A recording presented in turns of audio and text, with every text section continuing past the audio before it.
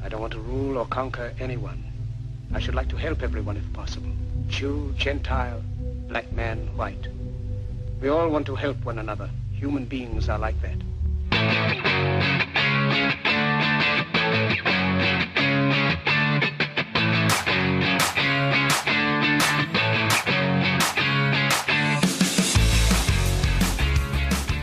Ali just loves her clapping, that's all it is. Little do you know, she makes it look like it's her hands, but just her butt cheeks. Yeah. Slapping together. It's like when she pulls her hands apart, it's just her tits slapping together. Yeah, it's her full moon just clappity clapping. Fuck's sake. We're hearing that like solar boom from I just before we started recording, I heard the weirdest, like two weird stories. One is that apparently my co-host Alex. By the way, hi everybody. This is the At Random podcast, and we're gonna jump right into this. My co-host Alex is a gigantic fucking liar, which I didn't know. It's amazing. How do you lie that straight-faced? I don't get it. I don't know. I still don't know. You told me you didn't know who Riley Reid was, which is the most I don't. fucking... I'm going on Pornhub now to see if I recognize the thumbnail. Oh, you would. You will fucking know who Riley Reid is. Everybody knows Riley Reid. I mean, I've probably seen something from this chick, but... A couple of things, probably. She had a period where she was all over the place. Literally. I see. She even hung out with Logan Paul, if I'm not mistaken. Wasn't she with Dobrik as well? Oh yeah. She tried to fuck. She tried to fuck David Dobrik, and like that fucking video got me laughing so hard because David Dobrik is like the shyest motherfucker when it comes to relationship. And like sex and shit like that. And Riley Reid is like the most outgoing person. She's like open about anything. And so she actually was texting David Dobrik like, hey, my pussy's so wet. How about you get up in that and blah, blah, blah, blah, blah. And like all that fucking like wet emojis and eggplant emojis. Like anything you fucking want from a girl. And David Dobrik was like, hey, yeah, okay. Ha ha ha ha ha ha ha. Would it also anger you if I said I don't know who David Dobrik is? Oh, go eat a bag of dicks, you fucking asshole. Who the fuck is this guy? How can you call yourself an internet fucking nerd or troll if you don't know who David... good shit, not this He garbage. literally just watched YouTube tech. Yeah, I just watch tech YouTubers. That's all I give a shit That's all about. he watches. And like music shit. Indian guys explaining shit? Is that what it's... Is that what like tech, like Linus Tech Tips and like Gamers Next, like to learn like about upcoming tech that I'm interested in, like computers or whatever. That's all I watch, and music, so like live videos and shit. If you ever call me a nerd again, I'm referencing this episode. Alex is a super nerd. I'd rather spend my time watching something good than some fucking trash like wannabe B-grade celebrity. Nah, I need to trash, buddy. YouTube I need to trash. I'm wired that way. I need a fucking trash in my life.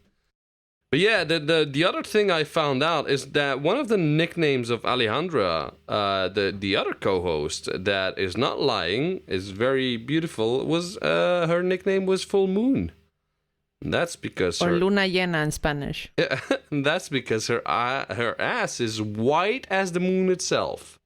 And huge, like and the moon itself. And it reflects the sun, just like the sands of the moon. Mm-hmm. Yeah. Pretty much. I don't know if that's a compliment, but hey!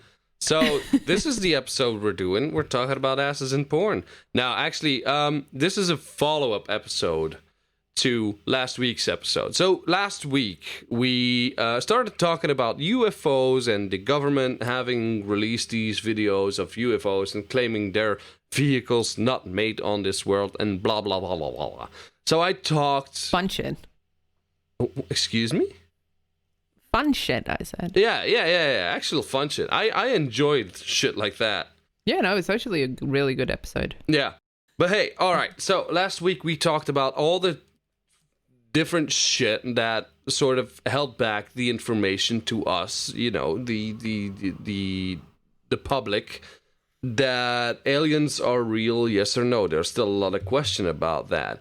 But then I started thinking, all right, so what if I give a walk through all the UFOs that have been sighted? Like, what shapes are there? Like, there's the cigar shape, is one of the main ones. There's the disc shape, like the authentic fucking disc shape, sort of. Yeah. Which has been described in many older, very old encounters as two saucers being on the sides together, like, you know, like if you would put two plates on top of each other. Yeah, you have that. Then all of a sudden, I sort of got into if UFOs were made, or if they were alive themselves, because that's what I didn't know was a theory as well, that the UFOs would be the quote-unquote aliens. Yeah, I've heard about that theory before. Because, I've been reading a lot of books and I've been encountering a lot of alien shit, and I was like, oh fuck, this is too dense. I can't put that out there. Like, this is unusable. If I were to get in all the shapes and all the aliens encounters, I would literally have to walk through the main events. From back in the day with the black and white couple, like, that had a very tough interracial relationship because it wasn't accepted back then and all that shit. Betty and Barney Hill is what their name is. I totally blanked out there. Which is one of the first major encounters in the thing, because it got so fucking complicated and there's so many evidence to sort of halfway prove that they did go through something traumatic that day. So I was like, if I have to go through everything, in short, I won't be able to do this.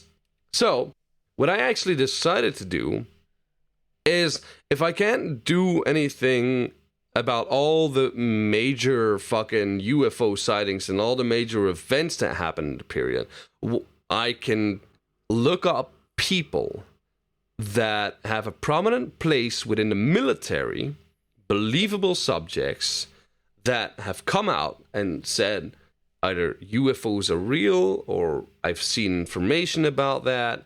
And of course, there's one person in there that is neither military or anything else, but he's a very smart gentleman. And we're gonna start off with that motherfucker. It's a guy called Gary McKinnon. Have you ever heard about him? I have not. You haven't? All right. So, Gary McKinnon was born and raised in England. He's an English chap. He's very interested in UFOs and all that shit. So, this is the low ground, by the way. This is all he said, she said bullshit. Yeah. But Gary McKinnon was interested in UFOs and all that shit. And he thought that NASA was covering something up. So he came up with the most brilliant fucking idea of his life. He basically decided to hack them without actually hacking them. What he did is he sort of took an off-base military place and hacked their team viewer. And he did this by putting in, if I'm not mistaken, the, what do you call it? Like, if there's already a code implanted in your Wi-Fi or something, it's the blah, blah, blah. Like the password. Yeah, like but the password that is put in by the company itself, not by you. To get into the router itself, Yeah. Yeah. So basically what he did is he went through hundreds and hundreds upon hundreds of computers trying to unlock that with a basic password. And all of a sudden, he got in. So by a simple thing as TeamViewer, which is basically something that allows an IT personnel to log onto your computer, do some shit and blah, blah, blah. He started somewhere on a random computer and then worked his way up towards NASA. So he looked for a link to the next computer. This took him a while. How long? I was just going to ask that. How long did it actually take him to do that? I think it was over the course of a couple of months. Yeah. I thought it would be longer, to be honest. Yeah. Like, when you think of like hacking into NASA, it would Gary probably McKinnon take you... is not what we call job material. No, I don't have my NASA socks on me. I bought some NASA sock. You want to go put them on right now? No. Okay. No. Do you need him? All right, so Gary McKinnon was on these computers for months on end, sifting through computers and going through data and blah, blah, blah, blah, just checking out what was there, not really being an annoyance, just checking out different files. He even had several moments where people reached out to him and asked him, hey, what are you doing on my computer? Some close calls there, but he was... just playing it off as, oh, I'm from the IT. I'm just looking for... I'm Steve from Microsoft? No. Basically what he said is like, I'm from the IT division and I'm just running through some stuff. I'll be out of here in no time. People were fine with that. They allowed him to just sift through fucking information. No one's going to care. They didn't know. They don't understand. Yeah, they didn't know this was a fucking guy all the way over in England. They actually thought this was an IT guy. So, Gary McKinnon got all the way up to NASA. So he's sifting through all this bullshit. He's going from computer to computer doing this, by the way. Mm-hmm. All of a sudden, he gets to NASA. He gets in. Gary McKinnon is motherfucking in. And he goes on computers and starts looking through pictures. Now, this is back in a time that it took a while to download a picture. Like now it's like snap, pop, it's there, right?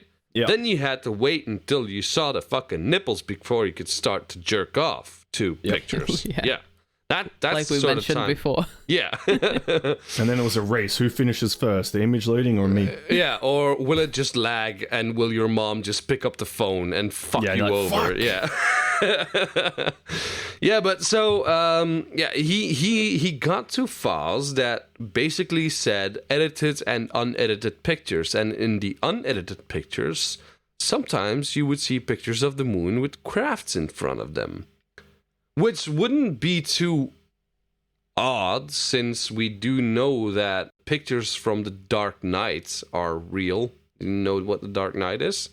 It's like this weird fucking satellite that's been seen a couple of times that nobody knows where it's from, but it's there, and it doesn't look like anything. The Russians know what that is. You would think, but actually the Russians disclaimed that. They didn't claim it as their own. But they also tried not to claim Chernobyl, so... No, I don't think that was them. I think that was Chinese. Yeah, obviously.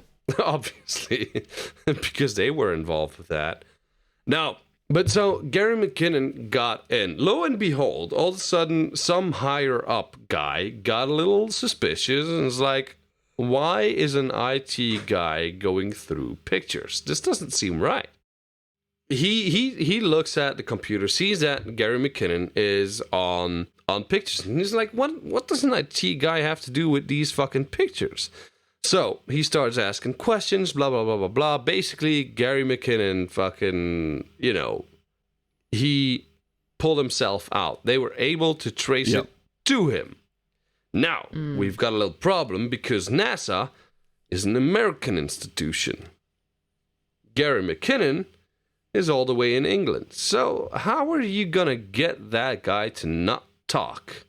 Basically what you do is you fucking harass him. And that is exactly what they did. Because they tried to get him to America. And at first his lawsuit, because he was in a genuine fucking lawsuit with the US government. Yeah. As you would imagine. Yeah, he said, like, I'm not going to disclose anything, even though that there was a lot of media attention back at that time focused on him. He said he wouldn't disclose what he saw. He just wanted, because Gary McKinnon, by the way, I should have mentioned this before, has autism. He's like, I don't want to disclose anything. I'm not interested in putting it out. He just wants to know. Just curious. Yeah. Like for himself. I don't believe it. I think if they wouldn't have caught him, that he would have released him, but they did caught him and he sort of pulled out that way, you know? Yep. So what happened is the US government says, well, he needs to be at prison in America. And English government said, well, no, we're not going to allow one of our citizens to come over there. Yeah, and end up tortured in Guantanamo Bay. Or some, like, exactly. Well, basically like that. So the court said, well, we're not ruling in favor because for him to be an actual criminal, there had to be like I don't know the exact number, but there had to be like $10,000 worth of damage, which Gary McKinnon didn't do because he used something that was already on the computers. Yeah, and he didn't delete anything or anything. No. Right? He just looked at stuff. He just guessed the right password once and then was able to go from one computer to another. NASA 123 exclamation point. Yeah, something like that, probably. Yes. Yeah. NASA FTW, you know, something like that. N4S4. Riley Reid the best. 69. Yeah, it has to be 69. But no, so the US government had to have $10,000 worth of damage for Gary McKinnon to have to go over to the US to sit his prison sentence out there. Otherwise, he had to do it in England. Lo and behold, guess how many fucking US dollars worth of damage, according to the NASA, Gary McKinnon did on those computers. 10,001. Exactly 10,000 US dollars. Of course he did. Which is so fucking ridiculous. But it happened and he didn't have to sit out his sentence in America.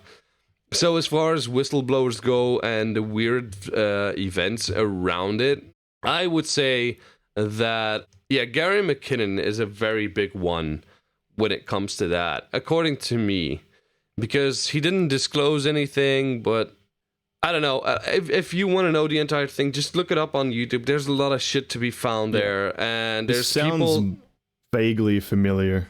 Yeah. I didn't know the guy's name, but I remember something. And this was probably before all the like internet hacking laws and stuff came into place. Because these days you would absolutely be charged no matter where you lived. No, truly, you wouldn't. You wouldn't. It's a fault in their defense system, and he's not using. He's not. He guessed a right password. Yeah, but it's unauthorized access. He's not supposed to be there. He still has an end goal at the end of the day. So he's like, oh, I'll try this. Eventually, maybe I'll get to there. So he has a purpose. It's also kind of concerning that people that allegedly, anyway, put people on the moon can't put a password strict enough for someone to fucking not hack it. To be fair there, Alex, the Americans weren't the first people on the moon. The Russians were. I don't even think the US ever went to the moon, but that's a different story. You still believe in the moon? Well, that's obviously the Death Star. Like, come on. It's cheese. Everybody knows that. The moon What's on the dark side of the moon? It's just a base. Well, military base.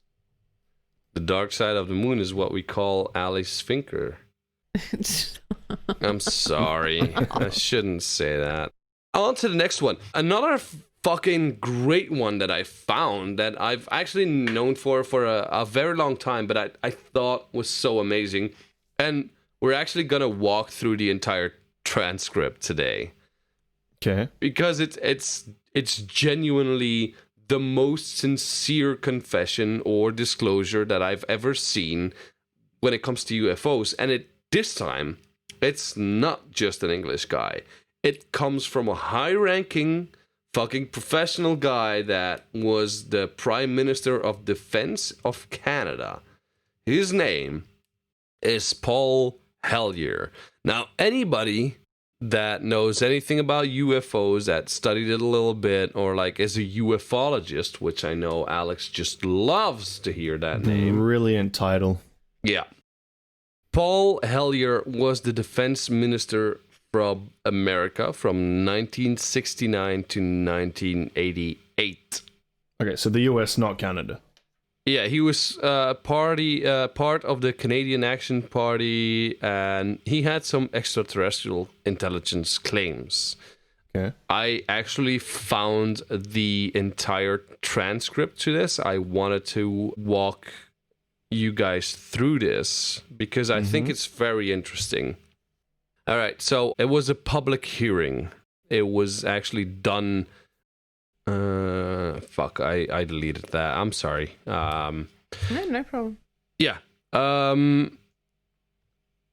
right. So, opening with Congressman Merrill Cook. He was a Republican from Utah. He said, let's go to our stand to Honorable Paul Hellyer from Canada. We would give you 20 minutes to talk, sir.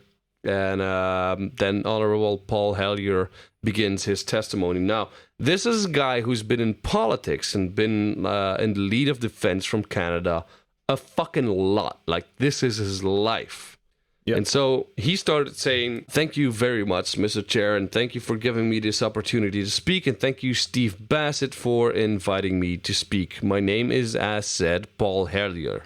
I am a former Minister of Defense for Canada. I served in 3 governments during a total of 23.5 years of Parliament. Although as Minister of National Defense, I had sighting reports of UFOs.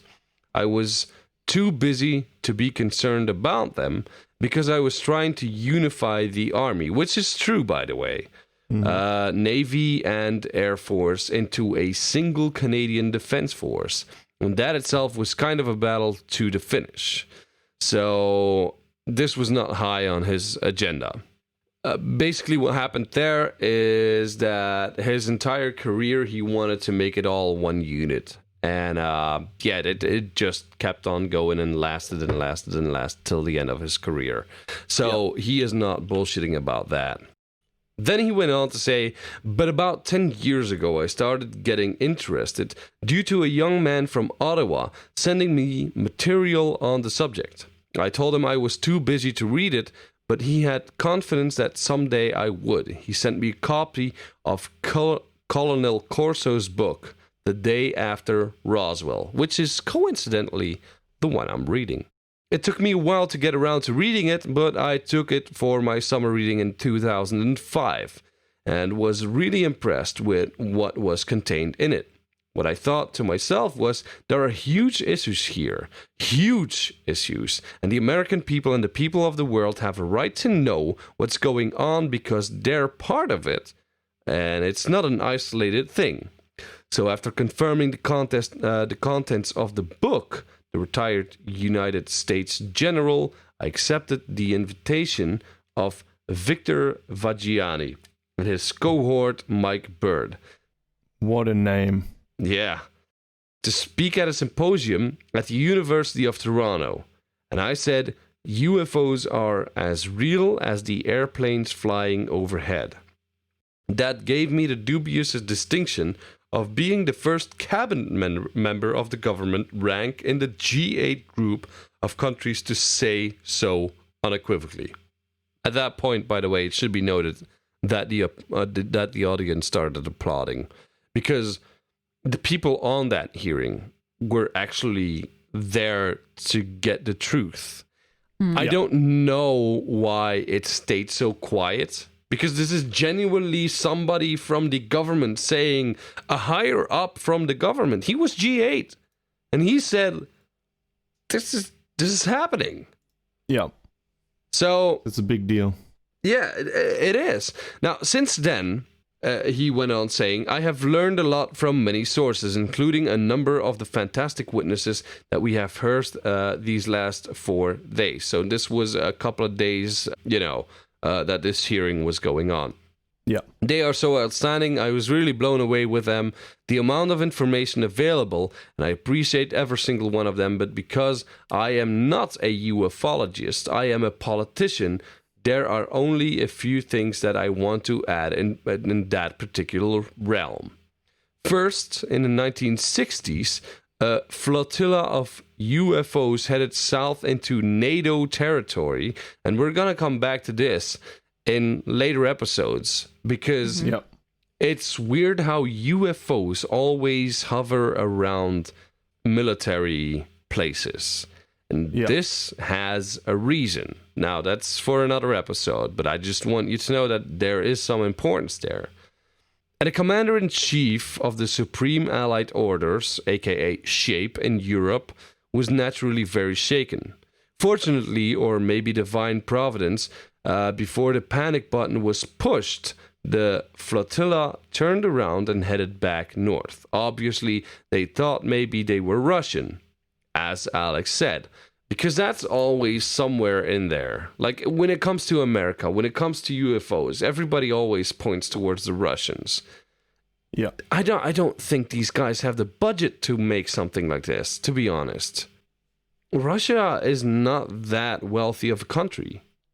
No, but they do a lot of weird, or at least through history, have done a lot of weird experimental weapon-wise and vehicle-wise.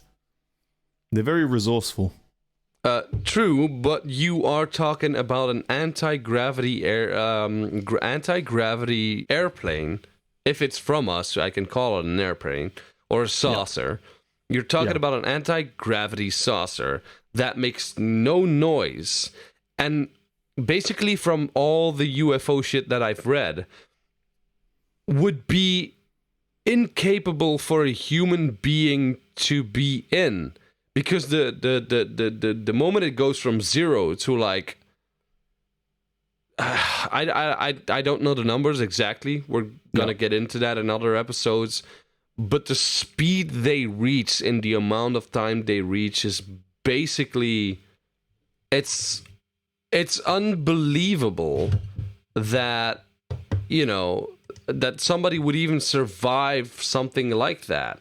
And so, yeah, before they pushed the panic button, the flotilla, they turned headed back north. They thought it may be Russian, and they were very concerned about it. The investigation was launched into this whole project, and a document was prepared which concluded that at least 4 species had been visiting Earth for thousands of years.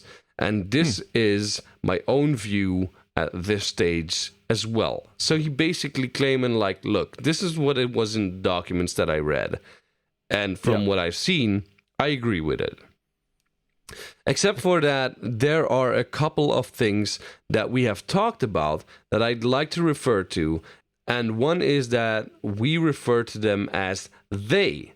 Until this morning, when Linda Moulton Howe, I think she was the first one, actually named 3 different species. I have brought my latest book called Light at the End of the Tunnel, a survival plan for the human species, which is actually a book worth reading, as an aid memoir, and I named 5 different species here. I am aware of more now. As a matter of fact, I saw a document just a few days ago that mentioned 20. I think you, Mr. Chairman, might be interested in some of the places they might come from. I have in here Zeta Reticuli, the Pleiades, Orion, Andromeda, and the Altair star systems. So I do not think we can anymore refer to them as they, because they are not an amorphous mass. They are different species and consequently may have different agendas. I don't think we can say they have the same agenda anymore than we can say that the United States, China, and Russia have the same agenda. Our real interests may be very similar, but as for now, our perceived interests are far apart, which is basically what the whole UFO thing has been about for years. Like, why do they want to contact us? What is their problem here? One of the things that I want to bring up right now, so you guys understand what's going to happen in the later episodes, is that one of the reasons that we might have had contact, and it's actually substantiated by historical documents in military and such, is that the moment we split the atom, and this is why America has the most UFO sightings, by the way. The moment we split the atom, we became part of a higher tier of evolution. Because that's a very significant... You learn to harness power from everything around you because everything is made of atoms. So, no matter what countries have done it, split the atom, they get visits. And usually, why the UFOs are around military places is because there is nuclear power there. For example, I could reference one of the major events, which I'm gonna look up right now. A very significant moment in UFO history for a lot of ufologists is called the Rendelshim Forest Incident. This is a place where there's a lot of evidence from several high-ranking US military guys that were in Rendelshim, England at that point. They saw a UFO there, and lo and behold, what was there? There was a cover-up of American nuclear missiles hiding in England. So that's why it's like a big profile case. Yeah. So it always seems to be around somewhere where there is like nuclear fucking shit going on. All right. So now that we know that, is that, you know, it makes it a little easier to get why they're here. Some of them might say like, oh, they're trying to, you know, just take us over. Others are just realizing, oh, they're in a higher place now. They're ready for the next step in their evolution. So let's guide them in there. One of those good guys would be the Nordic aliens. If you ever come across an alien that looks very pale, actually sort of like a Swedish person. Blonde, muscular, beautiful, you know, all that shit. You might be dealing with a Nordic alien. Nordic aliens are considered all be all, they're good. Throughout any, abduction and shit like that. If there's like recollection of Nordic aliens, usually they end up good. They're not the ones that penetrate. But they're not the ones that... Nordic aliens because they only get people in the Nordics, or I think it's mostly because they resemble Nordic periodic. Yeah, basically because they resemble Nordic people. That's what they're called, okay. Nordic aliens. Then, of course, you have the Pleiadians, which I know not enough about at this point to talk about, but you get the reptilians, supposedly the bad guys. The Queen of England. Yeah, exactly. Ooh, that bitch just gotta die. And her vampire of a husband. When I'm done with those two books, I'm gonna fucking hunt her down. Coming for you, Queenie. Gonna make her like some boots out of her skin. Yeah, if she doesn't do it with me first. But no. But so you have the reptilians, and then you have the Greys, and the Greys seem to be some sort of slaves to the reptilian. So they're not exactly bad. Oh, these are the ones that want your jizz, by the way, Alex. So if you ever get adopted, just make sure it's by Grace, because then you'll come. Nice. Death by Snoo. Death by Snoo, definitely. But yeah, so the Greys are basically like sort of slaves to the reptilians. There's some that claim that the reptilians created them to do their bidding because they couldn't be bothered with doing all the work because they're the fucking reptilians.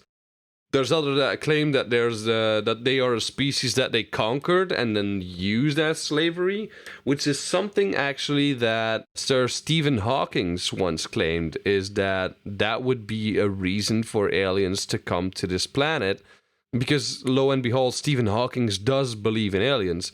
But he said if they were to come here, it would be for our subjugation. So basically make us into little slaves like the green, like the small Greys, which is so widely known with the big heads and like the big black eyes and shit like that.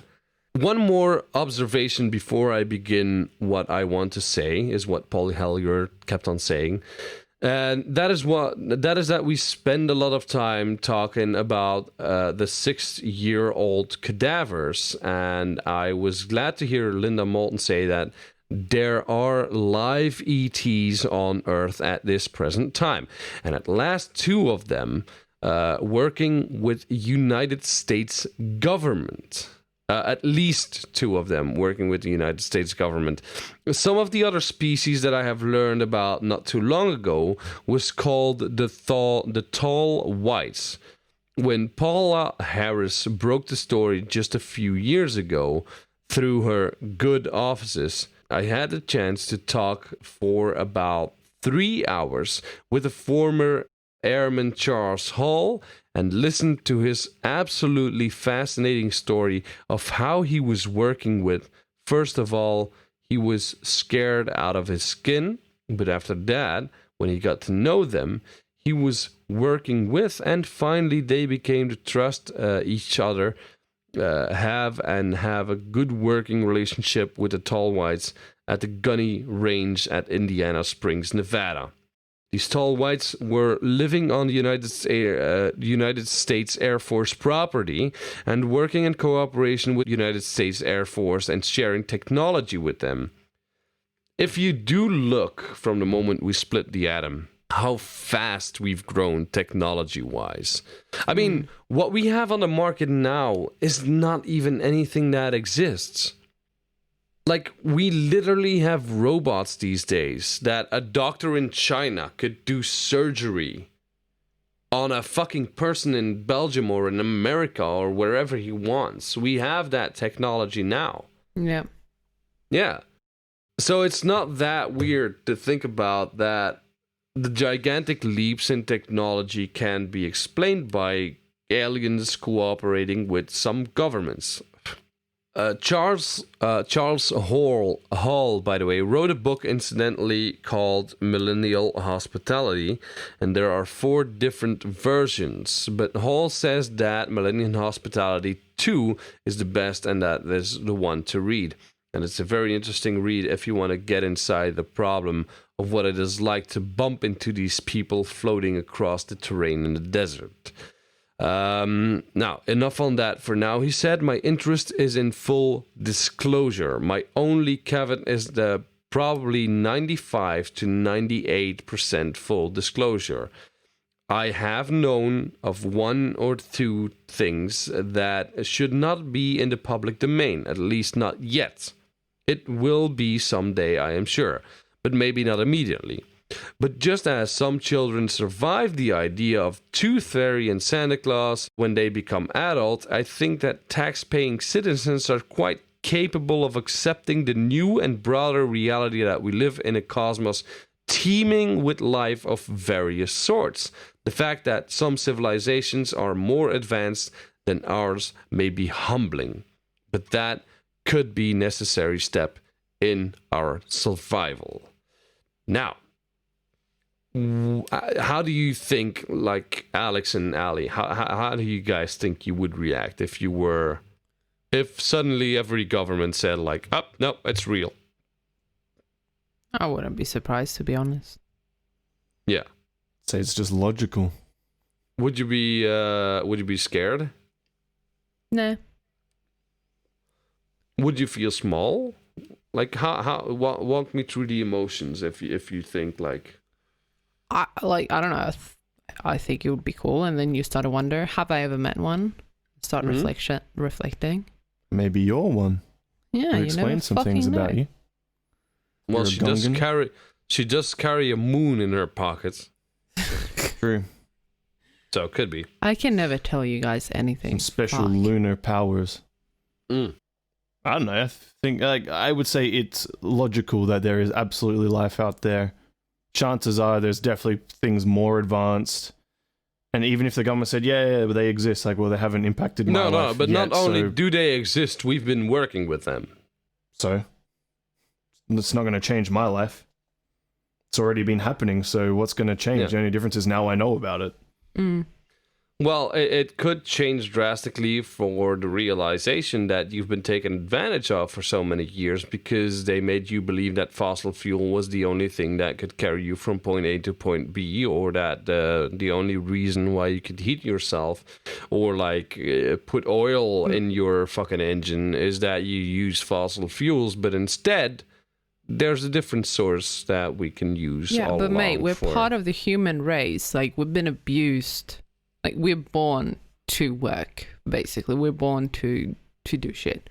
Yeah. Look, I'm just going to say it. I still don't believe these people anyway, because there's a common thread here that they all have a book. And I think it's all a cash grab, personally. Yeah, but how would you do realize that most ufologists don't get rich from being ufologists, right? But I'm saying these people, I'm actually gonna go the other way around, and they lose fucking their families. There was one guy that wrote a ton of books, and in every book he had to just say thanks to my wife and kids for putting up with me. Like, these people don't become rich of this. And as a matter of fact, they become outcasts. I don't know. I see this stuff as like a Bible 2.0. It's a bunch of people writing about, like, all the aliens are always in very much Western countries. They all look the same, very humanoid, which to me makes no sense. They're from other planets and other galaxies. They should have different features. You can't say that a small gray looks humanoid. Yeah, but he's half your size, has a big fucking gray-skinned head and 2 fucking eyes. Yeah, but they're like bipedal or whatever. Like, I don't know. I just don't believe it at all that they have come to. I just think these people just want money. Okay. Well, you know, Personally. that's you are entitled to your opinion. Yeah, I do believe that there's more than enough evidence. You know what? I actually knew an astronomer once, an old guy. He's dead now. Looked at the stars a little too hard, I guess. Sorry about that. F in chat for old astronomer man. Yeah, but he was one of the smartest guys I know. And I was talking to him, like, how do you feel about aliens? Because this was the sort of guy that sat out with a telescope fucking up in the sky every night. He could point at a star and give you its Latin name. Like, it was unfucking believable. And, like, I was talking to him about aliens, and I was like, well, what do you think about aliens? Do you think they exist? Well, he said, like, I haven't seen anything noteworthy. I've seen weird shit, but I haven't seen anything noteworthy, for as far as I know. But he said, like, you do know that most of the videos out there and most of the pictures out there are faked. I said, yeah, of course I know that. You can see it pretty clearly. But, he said, from all the thousands and thousands and thousands and thousands upon thousands and thousands of photos and videos, there only needs to be one that's real to dispute anything else. It's just finding that one that's important. And okay. I think that's absolute truth right there. You just need to find, but then again, there's so many governments that worked towards shaming people and destroying people's life, because it's so weird. We're gonna see this in the Roswell incident, how they discredit people. It's unfucking believable. If it's all bullshit, why waste your time on that? Why actually go out? Do you remember the, what was the incident called again? There were like 5,000 eyewitnesses to this with the lights over Phoenix, Arizona. No, and then, it's called, though. Yeah, then the mayor of Phoenix, Arizona, I think it was the mayor of Phoenix, Arizona, came out with a guy dressed in an alien suit and said, ladies and gentlemen, we got him. Basically ridiculing 5,000 people that called into authorities. 5,000 people were lying, apparently. How does that work? Like, that's what I'm saying. Could be a satellite burning up, could be... Right now, I don't have any evidence, and neither does anybody else have any evidence of the existence of UFOs. What we do have, however, is the fact that they're ridiculing these people. Why waste your time? You're the fucking military. You're high-ranking officials. Why go through that effort to laugh at people that have an idea about something? I'm pretty sure that the first guy that came out and said that the world was round was pretty much ridiculed at first, until they realized it was. Yeah, you mean you don't fall off the edge of the earth? Yeah. If you go past the known world? Yeah. But that's the thing. That's the thing, though. Why go as far as keep discrediting? And they keep doing it. It doesn't stop. They keep discrediting these people. Why? There's no fucking point to it. If you're so fucking important, then why focus your energy on some low-life motherfucker who said like, oh, look at Bob Lazar. Bob Lazar is one of the most prominent members right now in ufology. This guy hasn't become rich of it, but he's doing symposiums, he's talking to people and shit like that. They keep trying to drag him fucking down. Why would they have to do that? There's no fucking point to that. So that leads me to believe that if not UFOs, there's definitely something going on. Maybe it is the Russians and they're reverse engineering those planes that they've caught already.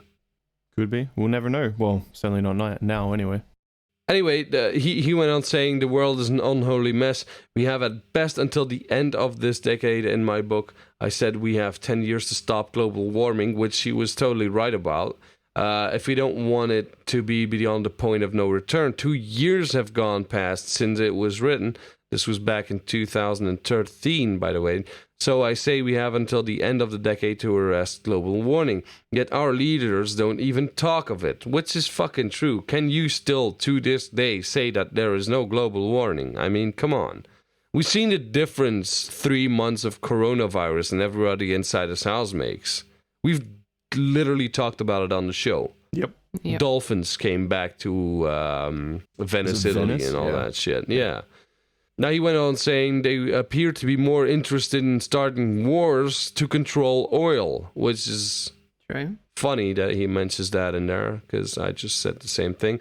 And in effect, prolong the gravity of the effect. Of course, even if they took the threat seriously, they wouldn't have the finances to finance the transition from oil to clean energy, because we have an infinitely silly banking and financial system in our Western world, which is what we talked about in the fucking 4th, 5th, 10th episode? Yeah, I don't know. Something like that. When he said that, the audience basically bursted out in applause because they all realized, it's true. Yeah, so it goes on for a bit. I'm not gonna do the entire fucking thing. Basically, Paul Hellyer is a very credible source. I looked into other shit, which we're not gonna talk about because we're 58 minutes in. But President Dwight D. Eisenhower once took the military to, and this is little known, Americans will probably know this, Europeans and shit like that won't know this, but President Eisenhower literally went up to Area 51 and said, I want to know what's inside. Area 51 said no to the President of the United States of that time. They overruled the leader of the country. Which is to say, if you think there's nothing going on there, there has to be something going on there. It's military secrets. What's the President of the United States gonna do? Betray him? I mean, come on. He's the fucking president. But anyway, President Eisenhower was a notorious fucking badass.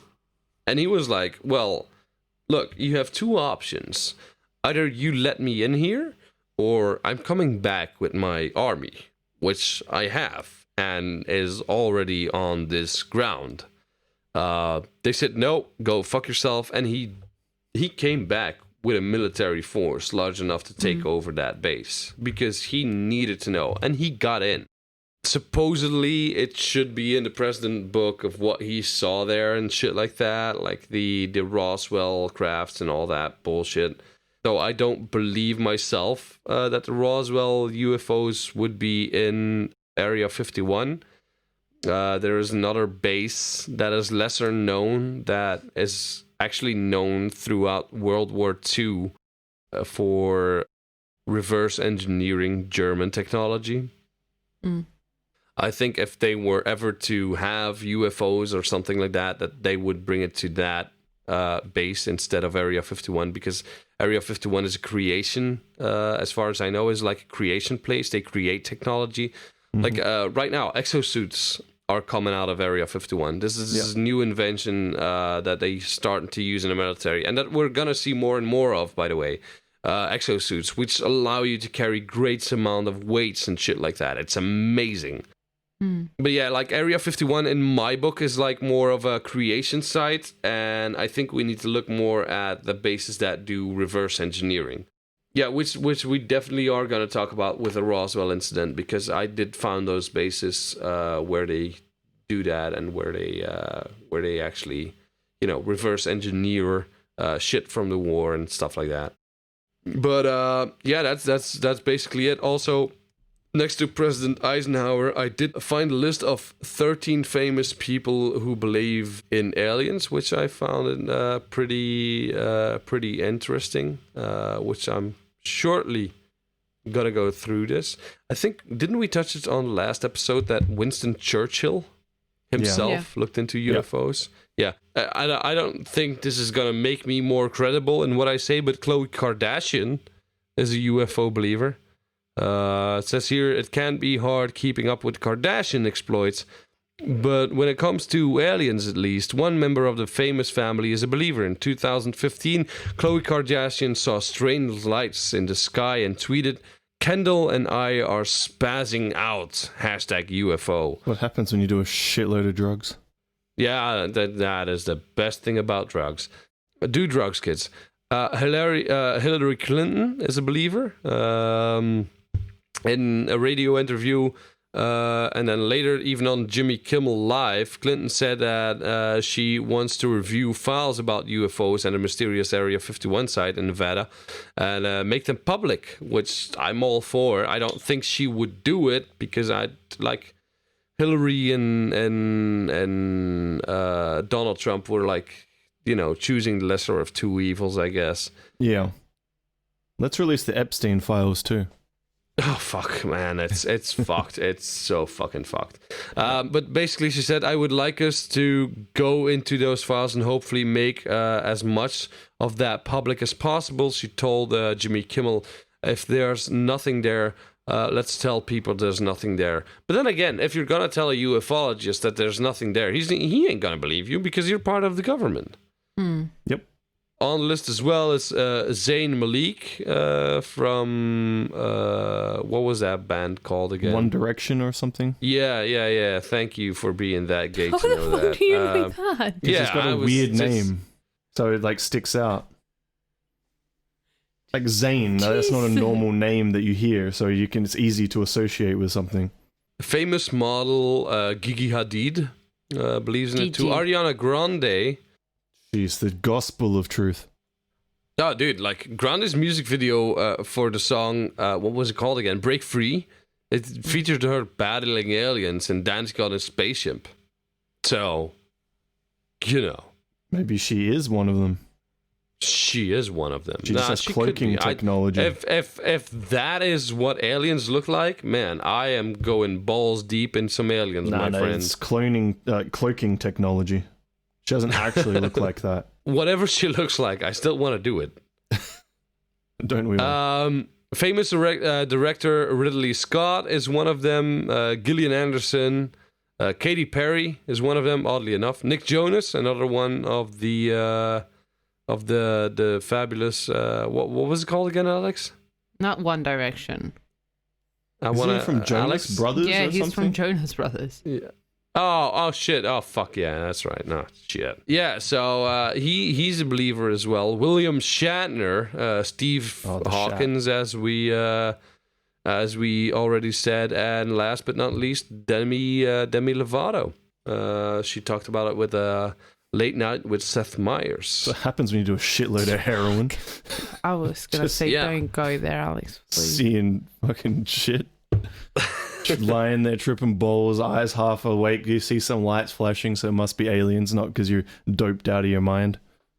Yep, pretty much. But yeah, that goes to show you that no matter what we told you last week that the government is trying to keep from you, there's always people in the government that's coming out, and airline pilots that are coming out with great fucking stories about UFOs and shit like that.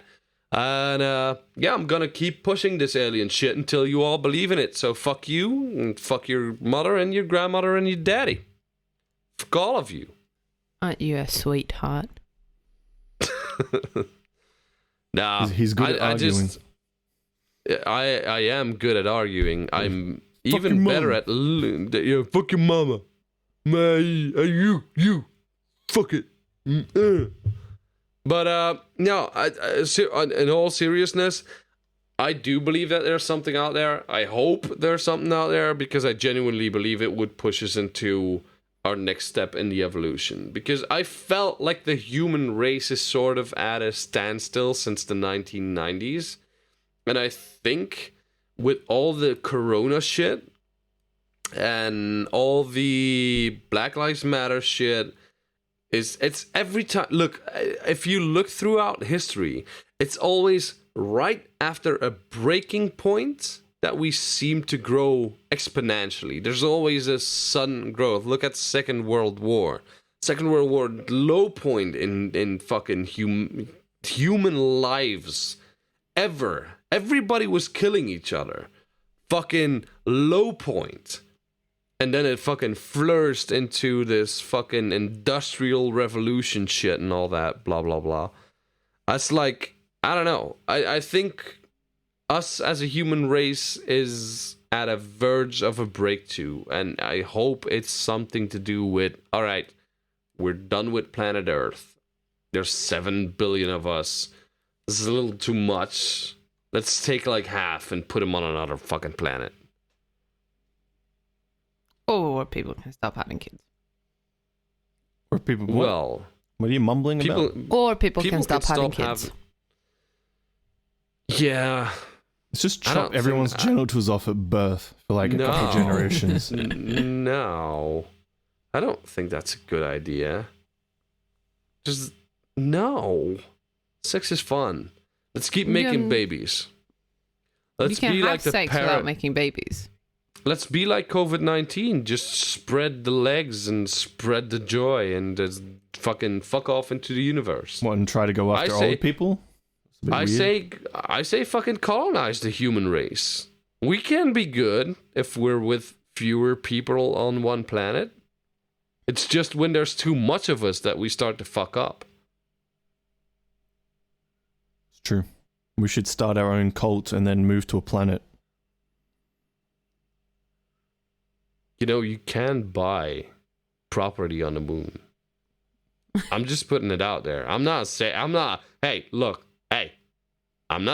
that we should do it, but maybe we should do it. I don't want to live on the moon, though. I want to live on a planet where I can get like a whole bunch of resources and become like a king. Nah, I just want to be the guy that died on the moon very fast. I just got there and took the helmet off because I thought there was oxygen there. And then we just like catapulted you off the moon and you just floated for eternity in space. It would be so easy to dispose of the bodies, though. Yeah, just like fling, like just literally fucking throw them.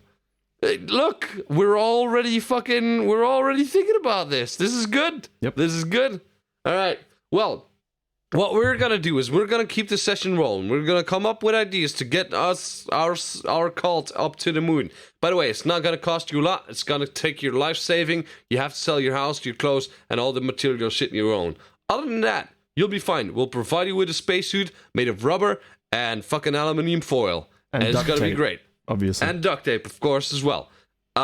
Because if it's not fixed with duct tape, you're not using enough duct tape. No, you're not using enough duct tape. True. You need to, They should just build spacecraft out of duct tape. That is probably possible. That is probably possible. Especially that super shit that NASA aliens, has. If the aliens in Roswell had duct tape, they never would have crashed. Nope. I can tell you that. But yeah, so we're gonna keep spitballing these ideas, which are genuinely good, and we're gonna make a cult, and we're gonna go to the moon with all of us listeners. And in the meantime, you can join our Discord channel, which is in the description link down below. So click that link, join us, come view us live while we're talking to each other. You get to hear all the funny shit that we cut out, like, for example, me saying the word... No, I'm not going to say anything bad. No. You're missing out on a lot of fun. And so, yeah, we're click on that link, join us. And of course, there's always the Twitter and the Instagram, which Alex and Ali can... The Twitter is AT_randompod. So that is @_randompod. And the Instagram is @.random.podcast. I'm gonna fucking go take a shower because I'm sweating my ass off. Alex, I'm gonna let you go to the moon. Winkety wink. And I'll talk to you two lovely people later. Next week is gonna be a different episode. But I'm sticking to the alien bullshit for now. Yep. And I'm gonna probably lose my mind. So if you are interested in hearing that, keep on listening. And maybe next week we'll do Flat Earth. Just to keep it going on the insanity. Buddy, we will never do Flat Earth. That will not it's fucking so dumb happen. You lose brain cells reading about it. Oh, that lovely though. Look, we're not gonna do this. No, we're not. We'll do something else. All right. Well, talk to you lovely gents and ladies later. Bye. Bye.